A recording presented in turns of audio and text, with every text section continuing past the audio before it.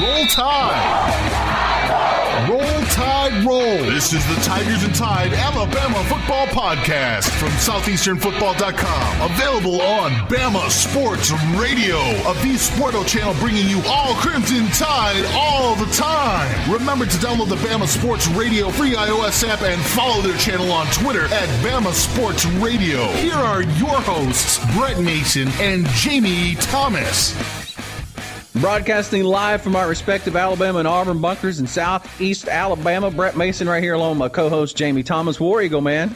Roll Tide. Our show brought to you by Odds Worth Betting, one of the best pick services in the country. So far this year, their picks are up over $13,000, and they got the proof for you if you want to see it. SoutheasternFootball.com/win. And make sure you sign up for our free picks and plays at SoutheasternFootball.com/win. We are a proud compensated affiliate and glad to have those guys as sponsors to the show. Well, we're getting closer and closer to kickoff. We're less than 2 weeks away now, and thought we would run down to kick off this podcast the big five things that have been the talk heading into early this week. Coming out of the scrimmage on Saturday, they talked about injuries a little bit. So that's going to come in at number one for Alabama injuries. The good news is not a big deal for the most part. Yeah, no real big injuries. Of course, Kenyan Drake. He was back full speed. Still didn't participate a lot during that scrimmage. Which is a good choice by the coaches up there. We definitely don't want anything happening to him. Keeping him out of that first game. Jake Coker was back. Cam Robinson was back, which that is just absolutely huge. Cam's got to be healthy for this offense to be productive. Chris Black was back. He was running routes. Looked real good. Looked like he was 100%. Was making some catches.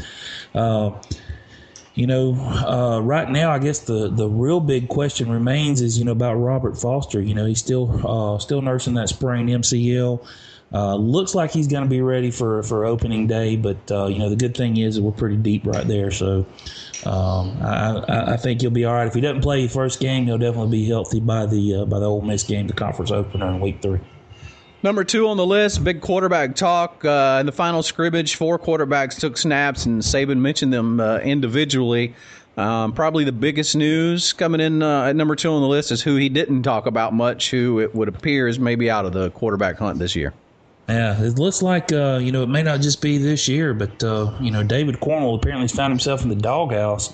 The rumor that's going around is, he had some words with Coach Kiffin about, reps that he was getting in practice, not just his reps, but, the reps that true freshman Blake Barnett was getting. Message boards, they can always get a little out of hand, and you can't ever tell. But if that's the case, we've seen it in the past. Anytime somebody gets in the doghouse, it's at least a year before they're they're reconsidered for that playing time. So that could be, if that's the case with Barnett coming up, and what it looks like, the quarterback situation going to be with Alec Morris taking most of the snaps. That could be the end of David Cornwell's short career at Alabama. Coming at number 3 on the list of the Big Five, they definitively said Cyrus Jones would be the primary punt returner. This is a guy, I guess, have kind of moved around, changed him up, and played him in different places, and I guess this is where he's going to wind up. And I guess you weren't a fan of – you definitely weren't a fan of his in coverage. No, he's Cyrus is I don't know. He hasn't been one of my favorite players at Alabama the last couple of years, just simply because it seems like every time I turn around, he's getting thrown on and scored on, and can't make a tackle. He's not taken away from him. I know he goes out there and he plays his hardest. Hopefully this punt return situation is going to be something where he can shine and can make a positive contribution to this team. Saban talked high about the defense. That's coming in at number 4 on the list. Not just Saban, which he didn't gush over the defense, but he didn't gush over anybody. So the fact that he's mentioned anything about what they accomplished in scrimmage, I thought was probably pretty big. But probably bigger than that is the defense hype, the Alabama defense hype that's starting to just pop up in all the media outlets. As a fan, how do you feel about that? Are you buying into the hype? Absolutely. A couple of weeks ago, Kirk Herbstreit said this was the most talented, most physical defense that Saban's ever had.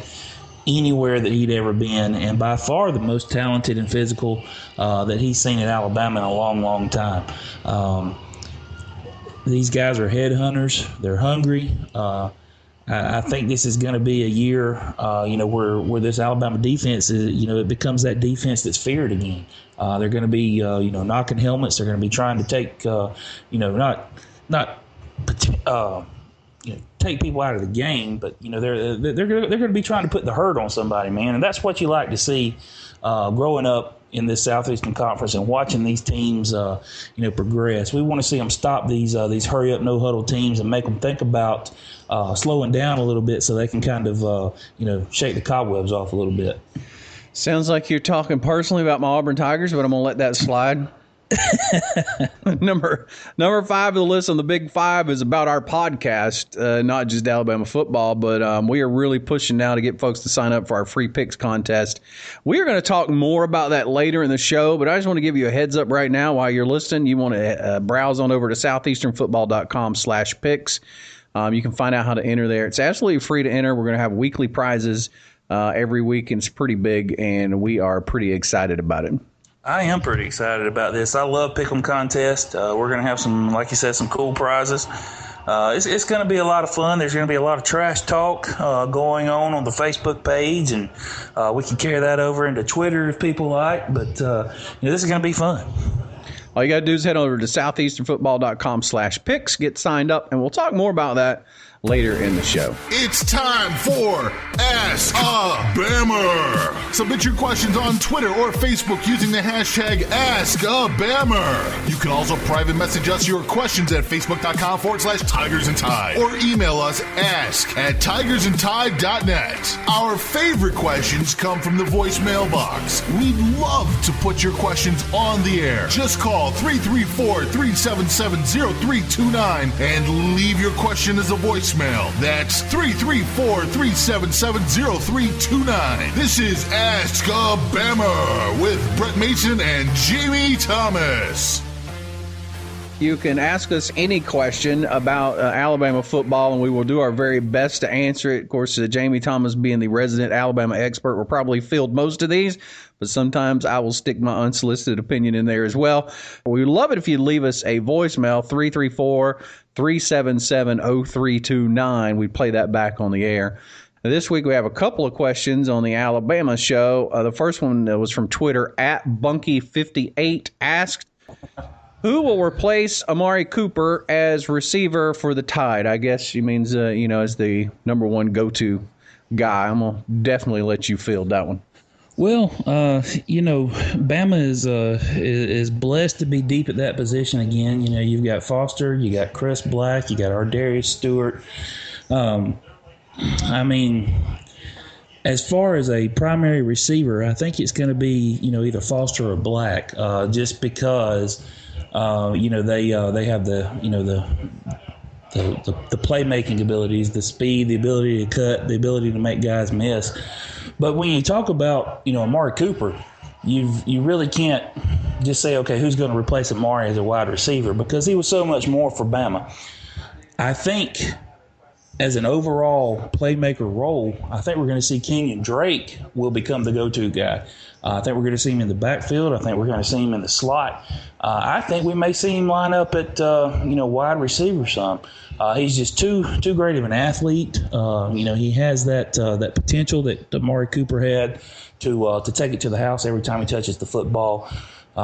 So to answer the question, I think Kenyan Drake takes the role of Amari Cooper on this football team. Well, I think that's a good point, because one of the things that Lane Kiffin was able to do with Amari Cooper last year was play him from just about anywhere on the field. He line him up in the slot. You'd see him bring it in motion. Of course, he was running the post routes, doing the slants, and all that kind of stuff. And as you mentioned, Kenyan Drake appears to be a guy that can do those exact same things. So between him and your other receiving talent, I think you'll be able to duplicate everything Amari Cooper did, but it might take more than one person on the field at the time. On Facebook, we got a question from Stephen Mills. I love this question. Seriously, though, who will be the starting quarterback?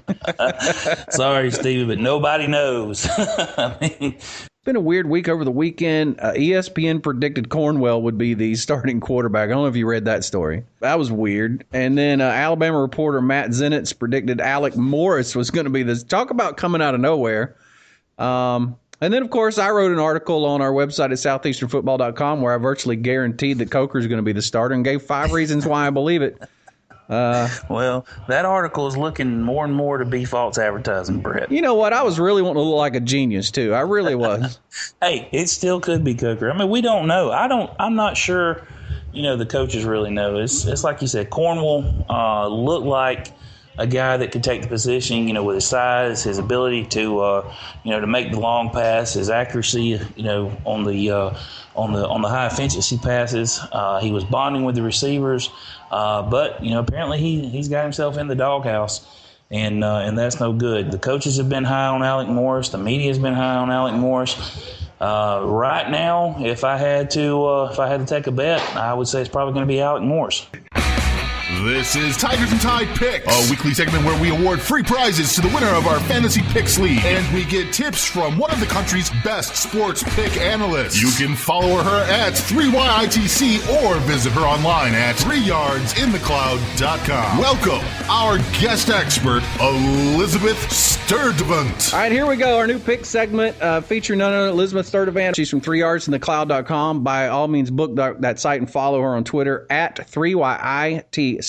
She hosts Money in Your Pocket. She's also a guest on several shows like Scout.com's Fantasy Sports Radio and Sirius XM. And how we got her on this show, I don't know, but we're glad she's here.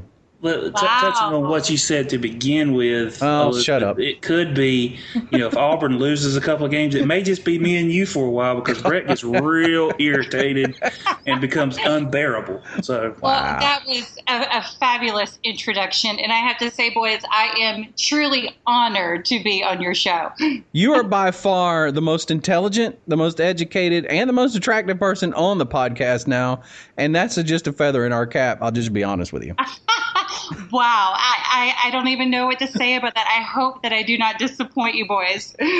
We are going to flood you with questions this week. The first of all, which has nothing to do with picks, is I have to ask you about something that I saw you talk about on another show that you're a guest on. And you can correct me if I'm wrong. Oh, no, I'm scared. But I'm pretty sure that I saw you tell a host of another show that this could be the greatest Alabama team of the Nick Saban era. Ah, yes. Well, I have to correct you on one thing. So I said I believe this could be the best Alabama defense in the Nick Saban era. And I need to clarify just a little bit because I do think their defense is going to be phenomenal this year. But I think statistically speaking, this could be the best Alabama defense in the Nick Saban era. And I'll tell you why, because outside of Jeremy Johnson, they're going up some pretty weak passing attacks in the SEC. I mean, Dak Prescott, who's a phenomenal quarterback, he runs the ball mostly. And this Alabama team, this defense can stop the run. So when you have weak passing attacks and they can stop the run, and they brought in Mel Tucker to improve their secondary, and they have Cyrus Jones back 100%, I think this Alabama defense can carry them all the way to the playoffs. And look, and here's what needs to improve. Last year, Bama gave up 40 plays of 20 yards or more. Well, in 2011, Bama only gave up 11 plays of 20 yards or more. So I think with them improving the secondary this year, that this Alabama defense could be one of the best in the Nick Saban era. I can't argue with any of that. I find myself floored right now. I agree with everything but the Cyrus Jones comment. I don't think it matters if he's got Superman powers. He's still going to get burnt, but that's just my opinion on it. Jamie is not a fan. I don't know if you can tell or not. Me and Cyrus have a history, and it's mostly on my end, but we just don't get along too well. I have to say that I'm loving him this year, especially because last year he played hurt all season. And so now that he's back 100% and they have sophomore Tony Brown coming in, I'm liking the Alabama secondary this year. So you got to have some faith. I agree. I like Tony Brown. I've liked him ever since he committed to Bama. That's I hope you're right. I would really like to see Cyrus Jones excel and erase all these mean things I have about him in my head. But I won't believe it until I see it. No question that Jeremy Johnson is going to be throwing it downfield against Alabama. So that's going to be the real test. Zing, zing, and you're going to be seeing it on that magnificent replay board that's 80,000 miles tall. Oh, it's going to be a beautiful thing. You just better hope Reggie doesn't get to him is all I got to say. Yeah. I digress, though. Elizabeth here is mainly to talk about picks. And, see how I segued right out of that really quickly before that got ugly? Good recovery. So let's talk real quick, Elizabeth, about week one, the Alabama game, Auburn game, and other games maybe that you like, which we're less than 2 weeks away. We're very excited about opening weekend.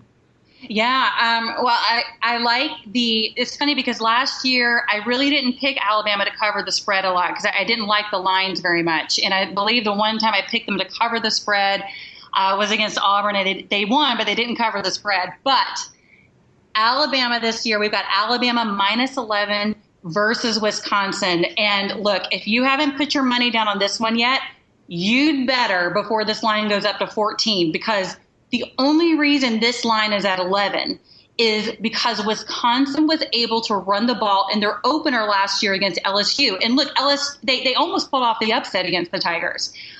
Wisconsin needs to run the ball well to win.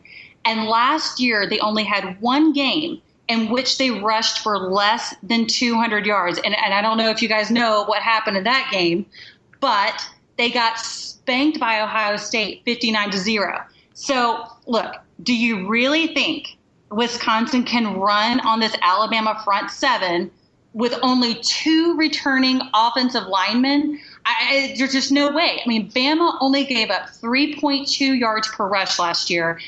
And by all accounts, I mean, their front seven is deeper and better than last year. And look, Joel Stave will not beat Bama with his arm. I mean, no way. I think offensively, it just won't take much for the Tide to cover the 11 points. I do expect to see great things out of Kenyan Drake and Derrick Henry. So just take the Tide, start the season off right.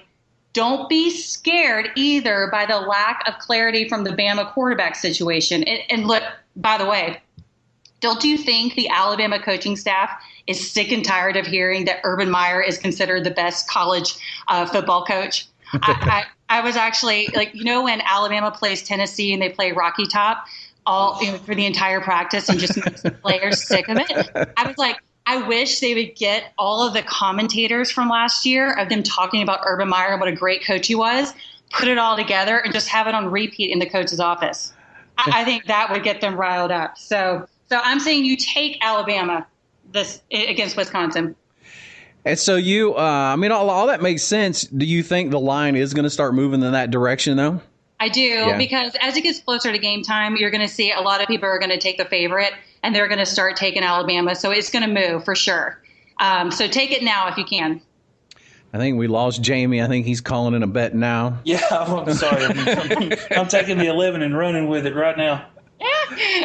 So let's talk about Auburn open against Louisville, who is a pretty decent team on a neutral site for kickoff weekend. Yeah, I got to tell you guys, this was a tough line for me. You look at Bobby Petrino. Okay, it's a good thing he's a great football coach, right? Look, if he were a better motorcycle driver, he'd still be the head coach at Arkansas. But Petrino always manages to win. But he's just up against it in this one, guys. Gus Malzahn's offensive attack has to be the toughest thing to prepare for in college football. So I do think there will be a ton of points scored in this one. But what I like is the over of 58.5 points, and I'll tell you why. Louisville played two SEC opponents late last year, and they gave up 37 points to Georgia and 40 to Kentucky. So if Kentucky can hang 40 on Louisville's team last year that featured some NFL talent, all right, then what do you think the Gus bus will do to them with an entire offseason to prepare? So if we do the math, all right, guys, so if you can count on Auburn for 40, And I know that Petrina was able to manufacture at least 21 points in 10 of 12 games last year. On this game, I'm going to take the easy money, and I'm betting the over of 58.5 points. I'm waiting for Jamie to take his shoes off so he can count up to 20. Well, Did you get there yet, buddy? yeah, I'm there. I'm there. I like your logic, and I'm going to tell you something. Anybody that's watched an Auburn defense the past 2 or 3 years has to expect points to just fall from the clouds with any reasonable team. So I like that play. I like that play a lot. I like that play too. I'm not sure if I'm sold on the over 58. If it does happen, I think Auburn's going to score a majority of the points. And so you got a couple of non-SEC games you like for opening weekend. I do. So my underdog pick this week is BYU +6 against Nebraska. So with Nebraska, you have 5 unnamed suspensions. You have plus your wide receiver and kickoff returner Pearson L is out. All right, and you've got Nebraska is favored by 6 points. I mean, I just don't get that. So if you watched my show last year, I said over and over again, there's no betting matchup that I like more than a team who can run the ball versus a team who can't stop the run. So, and this BYU team has one of the best offensive lines in college football, and they returned their quarterback, Taysom Hill. Look, BYU was 4-0 last year before Hill went down with a broken leg against Utah State. And their season just sort of went down with them. But now Hill's back, and I'm getting 6 points against a rebuilding Nebraska program. I mean, Lord, somebody call Ashton Kutcher, because I thought I was being punked when I saw this line. I think BYU is my underdog pick of the week. Another one I like is also Boise State -11 against Washington. And, guys, I will be betting against Washington in this one. Washington will be at the bottom of the Pac-12 this season, right next to Oregon State. And now they have to go on the road to play on that hideous blue turf, a place that all Pac-12 schools, they just avoid like the plague because they can't win there. I really hope that Chris Peterson is getting paid well for this game to return to Boise, because he's going to hear it from his fans when he returns to Seattle. Look, the Boise State fans are going to be up for this one. They're going to be out to prove that David can still be a force against Goliath. I think you take Boise State. They're going to expose the Huskies in this home opener.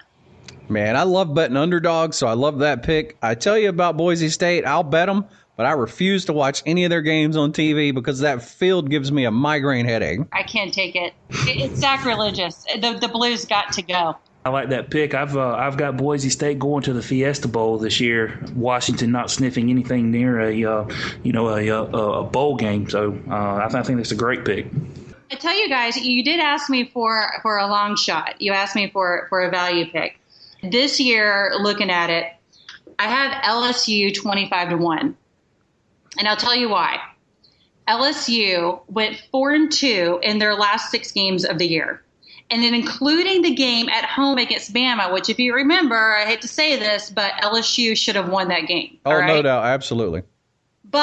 And now they won these games despite Anthony Jennings being their last resort at quarterback. And this year's team, get this, they lost the fewest players to the NFL last June than any Les Miles coach team at LSU. I think the talent surrounding Miles is just unreal. I mean, and who do I think will be the quarterback? I think it will be Brandon Harris, because he provides more of a passing threat. But regardless of who it will be, the quarterback will be handing the ball off to Leonard Fournette over and over again. And they have home games, which I think are key, against Arkansas and Auburn. This LSU team could be undefeated heading into the November matchup with Alabama. And do I think LSU will win the West? Maybe. I think there's 4 teams that can do it. But at 25-1, the 2 key SEC West games in Death Valley, LSU provides some bang for your buck. I mean, this to me was the best pick you could take. Yeah, I agree with you. Unless the lines have moved, and they usually don't in futures play. I mean, you can't take Alabama at 7-1, even if you think that they have a reasonable shot at winning, and you can't take Auburn at 12-1. And so, what's left? I mean, LSU seems to be the team that's, perennial there, and they seem to be in the hunt. So, yeah, I agree with that, and I love futures betting because even when the season has beat me down and I don't even feel like waking up on Saturday, I know I still got a futures bet hanging out there. Yeah, and and on a side note, I think this year potentially the Alabama LSU game could be sort of the game of the year again, like it has been in the past. I really believe in this LSU team this year. And your best futures pick that you have for us is a team that Jamie Thomas just loves. This is to me the best pick, hands down. Tennessee under 7.5 wins. I am so sick and tired of hearing all this hype about Tennessee because they won 4 out of their last 5 games last year. Really? Look at who they beat. They beat South Carolina. They beat Kentucky. Okay, woo-woo, right? Iowa. They beat Vandy. And get this, Tennessee was the only SEC team to be outgained by Vandy in total yardage. It cracks me up that 40,000 fans are watching their practices now. But if you watch the real action in Las Vegas, you'll notice the money is pouring in on Tennessee to win less than 8 games a season. Get this, 85% of Vegas bettors are shorting the Vols. And look, check out their schedule the first 7 weeks. It's crazy. Oklahoma, Georgia, Bama, Arkansas, and Florida. Do you really think Josh Dobbs, who just came in the middle of last season, will be standing by the time the back of the half of their season rolls around and they face some teams they can actually beat? I'm sure Tennessee is getting better. I know they're recruiting. But come on, guys. SEC East champs. Just because South Carolina and Florida are down, I'm not crowning Tennessee the potential only challenger to Georgia. I'm just not buying the Tennessee hype this year. I agree with you 100%. The only thing that could top Alabama fans in terms of being delusional are Tennessee fans. Hey, it wouldn't bother me if Tennessee didn't win a game all year. Slap them with a death penalty, make them play lacrosse or something. I hate those guys. or Baylor. Make them play Baylor, please. Yeah. Don't get me started on Baylor. Brett is anti-Baylor. I'm so anti-Baylor, but that's another story for another time. So before we let you get out of here, we want your predictions for the Final Four for the playoffs this year. I noticed some teams that we all love missing from your predictions for the Final Four. Well, boys, this is one of my favorite things to do. Look, if you want obvious picks, just don't listen or watch me, right? I will never give you the obvious picks. You can count on that from me. Just tune into Jesse Palmer if you want the obvious picks, right? Oh, ouch. Okay. So, number 1, I do have Ohio State. Okay. But, look, they had the easiest schedule to make it to the playoffs. It drives me crazy. They have the easiest schedule. That's the only reason why I have them down. They have no schedule. They have zero schedule. Zero schedule. Michigan State is our only hope to beat them. They do have a good quarterback, but this year they're not going to be as good as they were last year. Number 2, I have the LSU or Bama winner. Look, I love the Tide. I think the defense is the best under the Nick Saban era, like I said before. But it looks like Blake Burnett's going to be the quarterback, and I have a hard time trusting an 18-year-old quarterback to pull this off. But LSU is better than last season's 8-5 record. They should have beaten Bama at home. This year they get Auburn and Arkansas at home, and I think any improvement in the quarterback position could set up a dream November showdown between Bama and LSU in Tuscaloosa. So whoever wins that game is my number 2 spot. Jamie, I told you we weren't going to get some Bama homer in here with her and her. I'm telling you, man, she landed a smackdown on our teams. Well, I've got 2 more picks for you guys. So number 3 and number 4, I think will shock you a little bit. Number 3, I've got Stanford, and I'll tell you why. Oh, Lord. Got a 5th-year senior in Kevin Hogan, who's surrounded by NFL linemen. Last year's 8-5 team lost to USC by only 3 points, even though they outgained them by 120-plus yards. Stanford is one of those teams. They played 3 yards in the cloud of dust. I love 3 yards in the cloud of dust. They averaged over 4.3 yards per carry last year. And defensively, they only gave up 3.1 yards per carry. They can run the ball. They can control the clock. They can stop the run. Look for them to possibly take a playoff spot. But my fourth pick is out of the ACC, and I'm not taking Clemson. Georgia Tech is my number 4 team in the playoffs, and I'll tell you why. Nobody's talking about them, and I don't know why, because I'm still stunned at what they did at the end of last season. Last season, they went toe-to-toe with Florida State.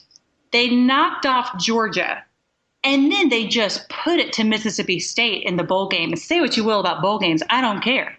They still put it to them. I told you I like 3 yards in the cloud of dust, and their head coach, Paul Johnson, is a huge believer as well. I know the triple option attack might be as boring to watch as C-SPAN. It is. But it's consistent. It's difficult for opposing defenses to prepare for. And I think most importantly, it just works. Now, their schedule is brutal this year. They have to play at Notre Dame, at Clemson, then they have Florida State and Georgia at home. But in this case, I'm buying into the ground game. I'm buying into their quarterback, Justin Thomas. And let me tell you something about Justin Thomas real fast.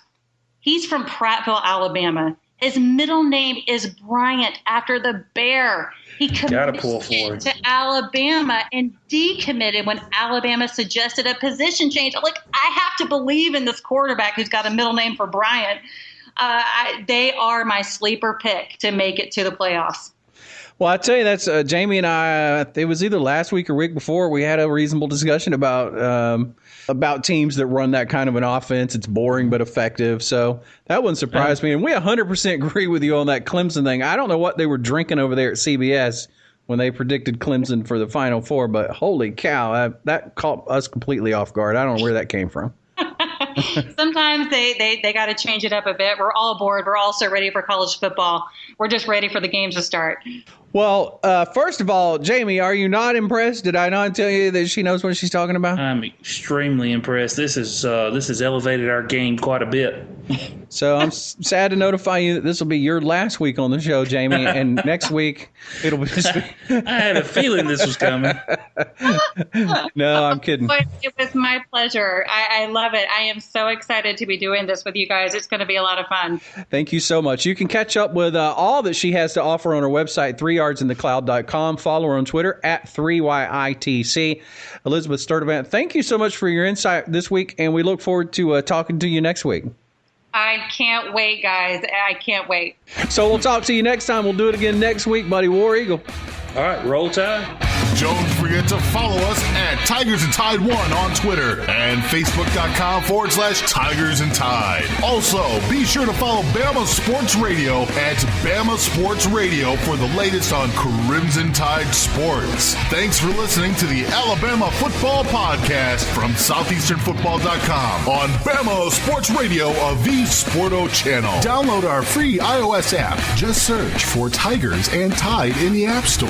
And subscribe to our podcast on iTunes, Stitcher, TuneIn, and iHeartRadio. Just search for Tigers and Tide. And for the latest SEC news, log on to SoutheasternFootball.com.